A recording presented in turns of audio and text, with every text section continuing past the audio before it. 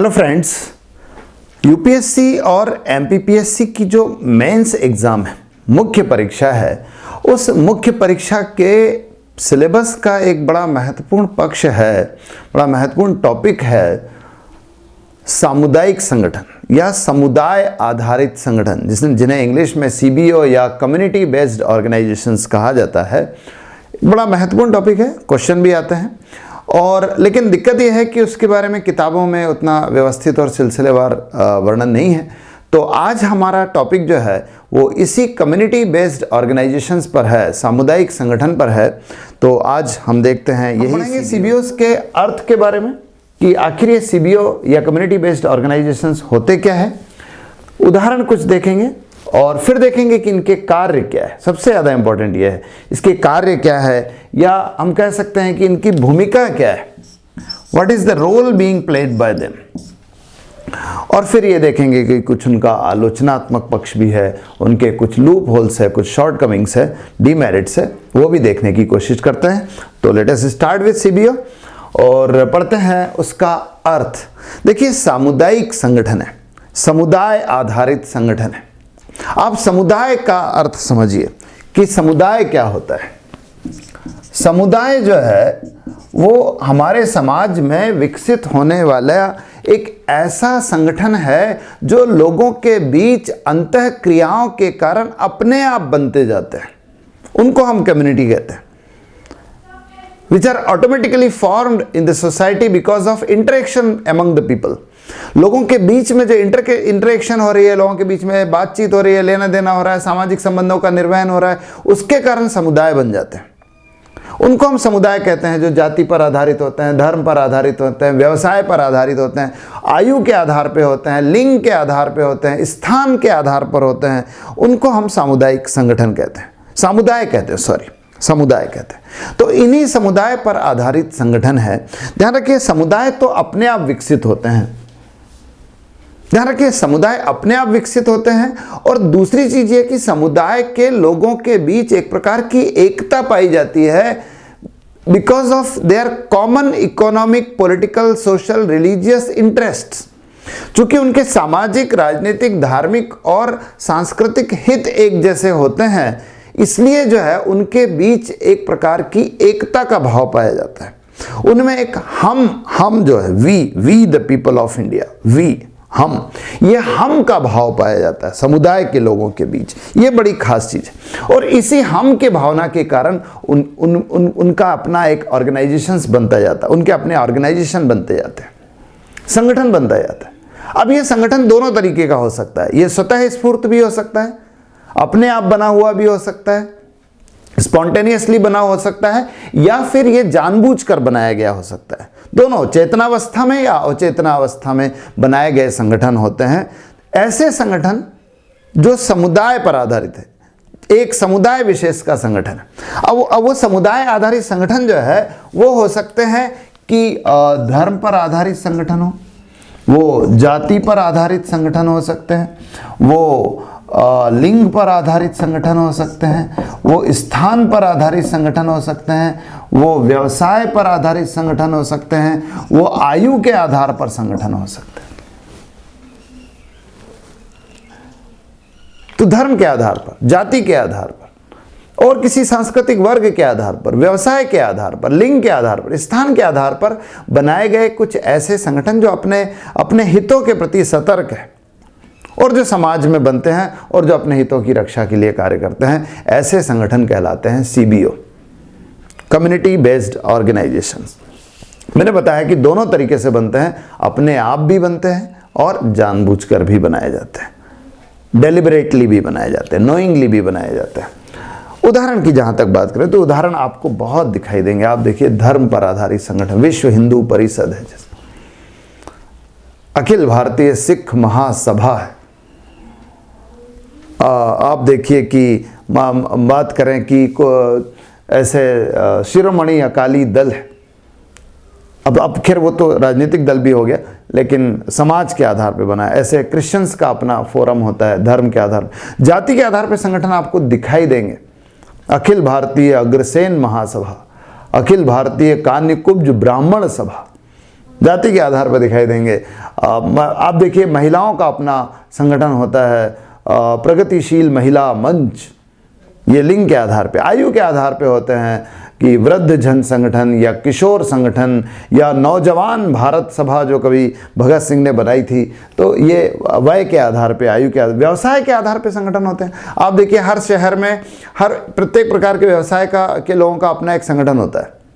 आप देखिए जैसे क्रेडाई है, क्रेडाई जो है वो जो है एक संगठन है किसका, जो डेवलपर्स, जो रियल एस्टेट के डेवलपर्स, उनका अपना संगठन। आप देखिए कि छोटे छोटे व्यवसायी, जो फुटकर व्यवसायी, उनका भी अपना संगठन पाया जाता है। किसी बाजार में भोपाल की बात करें तो न्यू मार्केट व्यापारी एसोसिएशन होगा, ये समुदाय आधारित संगठन है। तो ऐसे संगठनों को जो है हम कहते हैं कम्युनिटी बेस्ड ऑर्गेनाइजेशंस। सबसे खास चीज़ ये है कि ये रोल बड़ा महत्वपूर्ण प्ले करते हैं। देखिए एक बड़ा महत्वपूर्ण वर्ग, बड़ी खास चीज़ जो इनका काम है, अब बात कर रहे हैं हम इसके कार्य की, भूमिका की, तो एक बड़ी खास चीज़ है कि ये वर्ग चेतना को बढ़ावा देता है। कार्ल मार्क्स ने जिसकी बात की थी कि ये क्लास कॉन्शियसनेस को बढ़ावा देता है, कि ये अपने वर्ग के हितों के प्रति हमेशा चिंतित रहते हैं, सतर्क रहते हैं और उसकी रक्षा के लिए कार्य करते हैं। तो आप इसे वर्ग चेतना कहें या हित संरक्षण कहें, it works for the protection of interest of the community. जो भी कम्युनिटी है आपकी, व्यवसाय के आधार पर कोई कम्युनिटी है, जाति के आधार पर कम्युनिटी है, धर्म के आधार पर कम्युनिटी है, ये अपने वर्ग के हितों की रक्षा के लिए कार्य करता है। उसके लिए मतलब उसके प्रति सतर्क रहता है, चिंतित रहता है, संगठित करता है, लोगों को आह्वान करता है, अपील करता है वर्ग के प्रति। जैसे मान लीजिए कोई व्यापारियों का संगठन है, तो वो इस चीज़ के लिए सतर्क रहता है कि व्यापारियों के हितों का संरक्षण। मान लीजिए दुकानें जल्दी बंद करवाई जाती है या सरकार दुकानदारों पर कोई ऐसे कानून बना के काम करना है तो जिससे उनका व्यापार प्रभावित हो रहा है, तो वो उसका विरोध करते हैं। कर बढ़ाए जाएंगे तो उसका विरोध करते हैं, अपने हितों का संरक्षण करते हैं। महिला मंच है तो महिलाओं पर हो रहे अत्याचारों का विरोध करता है। कई बार मजाक में कहा जाता है कि पीड़ित पति संघ बनाया जाए, हो सकता है ये भी एक कम्युनिटी ऑर्गेनाइजेशन हो। तो स्वाभाविक सी बात है कि वो पीड़ित पति अपने पतियों की पीड़ा जो है उसको लेकर जो है सतर्क रहेंगे। तो ये कम्युनिटी बेस्ड ऑर्गेनाइजेशन जो हितों के संरक्षण के लिए कार्य करता है। लेकिन दूसरी चीज देखिए कि ये जो है ये प्रशिक्षण का काम भी करता है, सबसे खास काम, क्योंकि ये जो अपने प्रत्येक वर्ग के अपने जो युवा सदस्य हैं उनको बताता है कि साहब हमारे हित किस में हैं, उनको बताता है कि हमारे हितों के संरक्षण के लिए किस तरह से कार्य करना है, हमको आगे और क्या करना चाहिए, क्या नहीं करना चाहिए। खासतौर पे धर्म और जाति पर आधारित जो संगठन है, ये अक्सर जो युवा पीढ़ी है, जो नई पीढ़ी है, उसे अपने मूल्यों का प्रशिक्षण देते हैं। देखिए हर समाज का, हर धर्म का, हर जाति के अपने कुछ सामाजिक सांस्कृतिक मूल्य होते हैं। There are social cultural values of every society, every religion, every caste. तो वो क्या करते हैं, अपने लोगों को बताते हैं कि हमारा हित किस में है, हमारी जाति का हित किस में है, हमारे धर्म का हित किस में है, और उसका प्रशिक्षण देते हैं।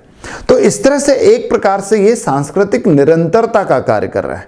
दे are working for cultural continuity.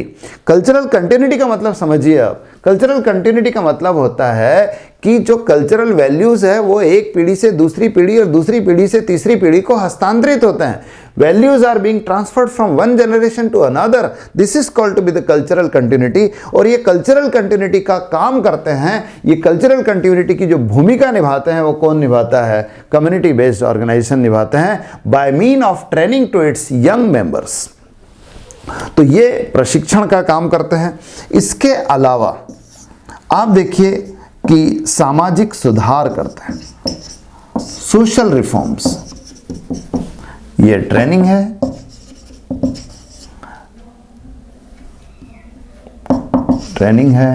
ये सोशल रिफॉर्म्स है।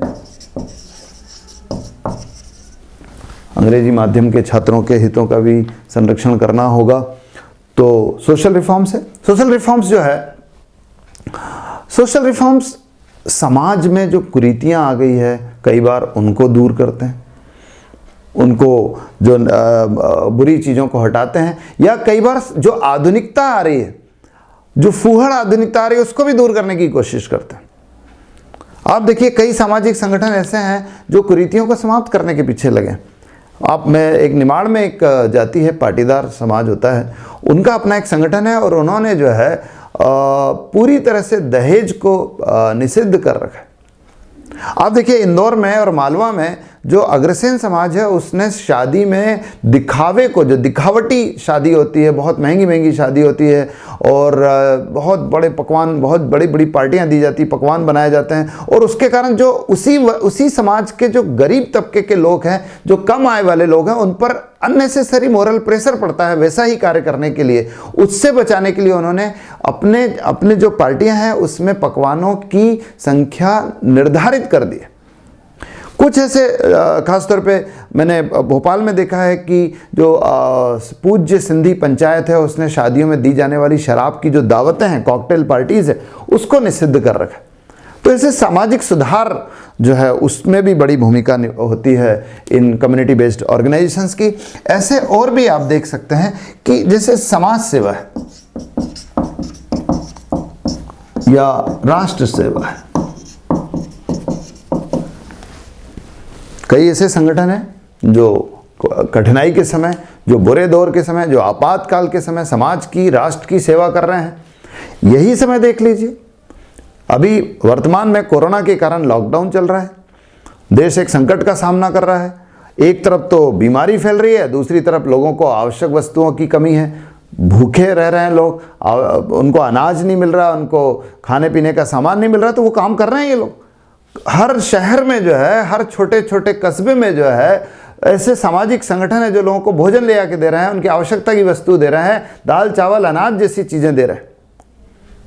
और इसमें सभी जातियों के अलग अलग संगठन अपने अपने स्तर पर काम कर रहे हैं। आरएसएस, राष्ट्रीय स्वयंसेवक संघ जो है इसमें एक बड़ी महत्वपूर्ण भूमिका निभा रहा है, वो भी आप इसको भी कम्युनिटी बेस्ड ऑर्गेनाइजेशन मान सकते हैं। तो इस तरह से ये काम जो है सारे किए जा रहे हैं, किसके द्वारा? सामुदायिक संगठन के द्वारा। तो सामुदायिक संगठन एक बड़ा अच्छा ऑर्गेनाइजेशन है जो अच्छी भूमिका निभाता है, लेकिन दूसरी तरफ उसके कुछ दोष भी है, वो दोष भी हमको देखने होंगे। तो दोष देखते हैं आप, उसके शॉर्टकमिंग्स देखते हैं, उसका जो क्रिटिक्स एस्पेक्ट है वो देखते हैं। तो दोषों की बात करें तो एक दोष तो यह है कि ये दबाव समूह की तरह काम करता है, प्रेशर ग्रुप की तरह कार्य करता है। प्रेशर ग्रुप एक राजनीतिक अवधारणा है। प्रेशर ग्रुप ऐसे संगठनों को कहा जाता है जो सक्रिय राजनीति में भाग नहीं लेते, which do not take part in the politics actively, but yet try to put pressure on the government to fulfill their demands. ये राजनीति में भाग नहीं लेते, सक्रिय राजनीति में भाग नहीं लेते, लेकिन सरकार पर दबाव डालते हैं ताकि उनकी मांगें पूरी हो सके।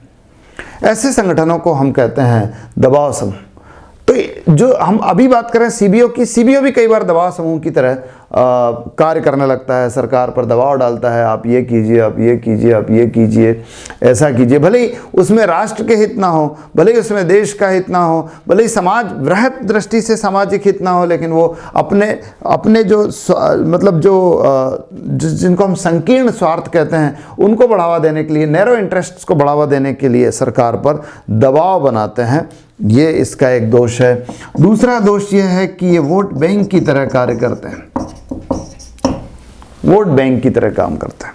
आपने देखा होगा कि कई राजनीतिक दल जो है कहीं पर भी अपना उम्मीदवार खड़ा करते समय, वहाँ पर कार्यक्रम योजनाएं लागू करते समय ये ध्यान रखते हैं कि वहाँ किस जाति के लोग, किस धर्म के लोग, किस व्यवसाय के लोग ज़्यादा है, और उनको संतुष्ट करने की कोशिश करते हैं, इसलिए कि ताकि उनके वोट प्राप्त कर सके। तो ये राजनीतिक दलों का एटीट्यूड है। लेकिन आप ये भी देखिए कि इनकी दृष्टि से देखिए, सीबीओस की दृष्टि से, कि इन्होंने भी अपने आप को एक वोट बैंक के रूप में बना रखा है। तो वोट बैंक के रूप में बनते हैं, तो उस कारण जो एक व्यक्तिगत राजनीतिक चेतना होती है वो नहीं बनने देते, और उसके कारण जो है एक वोट बैंक जैसे काम करते हैं और एक प्रकार से राजनीति में एक प्रकार का दोष उत्पन्न करते हैं। तो ये इनका एक दोष है। तीसरी चीज़ यह है कि हिंसक आंदोलन, ये पिछले कुछ दिनों से वायलेंट मूवमेंट जो है, ये पिछले कुछ दिनों से इनकी जो है विशेषता बनती जा रही है। वायलेंट मूवमेंट, वायलेंट होते जा रहे हैं। आप देखिए कि अब मैं नाम नहीं ले रहा हूं, लेकिन कुछ ऐसे संगठन हैं जिन्होंने आरक्षण के लिए राजस्थान में, हरियाणा में, उत्तर प्रदेश में बड़े ज़बरदस्त आंदोलन किए। अब ज़बरदस्त आंदोलन किए तो ज़बरदस्त में तो प्रशंसा होनी चाहिए, अपने कार्यों के लिए दबाव डालने में कोई दिक्कत नहीं है, बट बीइंग वायलेंट इज ऑब्जेक्टेबल। जब आप हिंसक होते हैं, जब आप राष्ट्र की संपत्ति को, बसों को, ट्रेनों को जलाते हैं, तोड़ फोड़ करते हैं। आप अभी थोड़े दिन पहले देखिए सीए के विरोध में कुछ संगठनों ने इसी तरह का तोड़ फोड़ किया, उसका समर्थन किया। बताइए how it could be advocated, आप इसको कैसे एंडोर्स कर सकते हैं जिसमें राष्ट्र की संपत्ति का नुकसान पहुंचाया जा रहा हो। लेकिन जाति के आधार पर और धर्म के आधार पर संगठन इस तरह से कर रहे हैं, आरक्षण के लिए कर रहे हैं। फिल्मों के प्रदर्शन, फिल्मों में ही आपके किसी नायक का जो है, आपकी जाति के, आपके समाज के किसी नायक का अगर आपके दृष्टि के अनुसार जो है वर्णन नहीं हो पाया तो आप उसका विरोध करते हैं, हिंसक विरोध करते हैं, मारपीट करते हैं, बसें जलाते हैं, रास्ता रोकते हैं। तो ये भी सब हो रहा है, हिंसक आंदोलन हो रहा है। तीसरी चीज ये है, चौथी चीज है बल्कि, कि कुरीतियां जो है इसका पोषण करते हैं, मैल प्रैक्टिसेस का।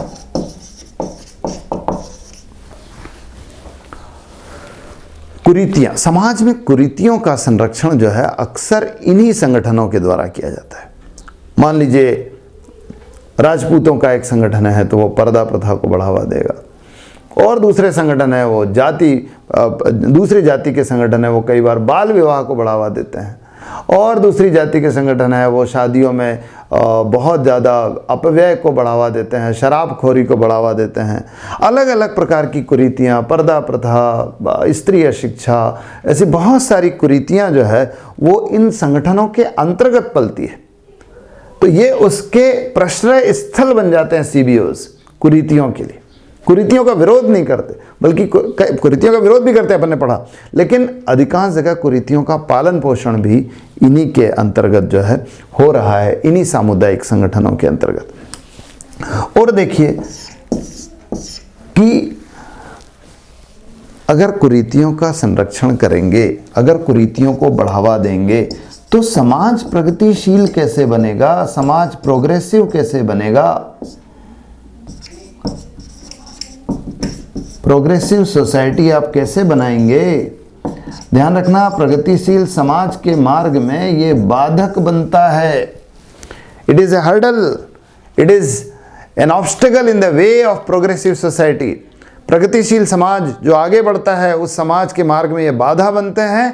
क्यों? क्योंकि कुरीतियों का संरक्षण करते हैं, आगे बढ़ने से रोकते हैं, नए नए विचारों को अपनाने से रोकते हैं, पीछे की ओर खोजते हैं, खींचते हैं। थोड़े से राइटिस्ट है, दक्षिणपंथी है इस दृष्टि से, कि पुरानी प्रथाओं का संरक्षण करते हैं। इस दृष्टि से नए विचारों को, नई चीज़ें हैं उनको अपनाने में उतने तत्पर नहीं होते, और इस तरह से समाज को प्रगतिशील बनने से रोकते हैं। तो ये कुछ दोष है फ्रेंड्स, किसके? सीबीओ के, कि ये दबाव समूह की तरह कार्य करते हैं, वोट बैंक बन जाते हैं, प्रेशर ग्रुप की तरह काम करते हैं, और हिंसक आंदोलन, वायलेंट मूवमेंट को बढ़ावा देते हैं, मैल प्रैक्टिसेस, कुरीतियों को बढ़ावा देते हैं, प्रगतिशील समाज के मार्ग में बाधा बनते हैं। तो यह है आपके सामाजिक संगठन के दोष या आलोचनात्मक पक्ष।